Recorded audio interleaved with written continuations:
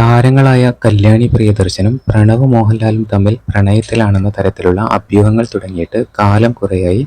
ഇപ്പോഴിതാ വീണ്ടും സോഷ്യൽ മീഡിയയിൽ വീണ്ടും ഇക്കാര്യം ചർച്ചയാകുകയാണ്. ഇരുവരുടെയും കുടുംബങ്ങളുമായി അടുത്ത ബന്ധമുള്ളവർ വർഷങ്ങളായി ഇത് നിഷേധിക്കുന്നുണ്ടെങ്കിലും പ്രചരണങ്ങൾ അവസാനിച്ചിട്ടില്ല. എന്നാൽ ഇപ്പോൾ കല്യാണിയുടെ അമ്മ ലിസി തന്നെ ഈ കാര്യത്തിൽ വ്യക്തത വരുത്തിയിരിക്കുകയാണ്. തന്റെ പുതിയ പോസ്റ്റിന് താഴെ ഒരു ആരാധകന് മറുപടി നൽകിക്കൊണ്ടാണ് അവർ പ്രതികരിച്ചിരിക്കുന്നത്. 2022 പുറത്തിറങ്ങിയ ഹൃദയം എന്ന സിനിമയിൽ ഇരുവരും ദമ്പതികളായി അഭിനയിച്ചതോടെയാണ് ഈ ഗോസിപ്പുകൾക്ക് വീണ്ടും ജീവൻ വെച്ചത്.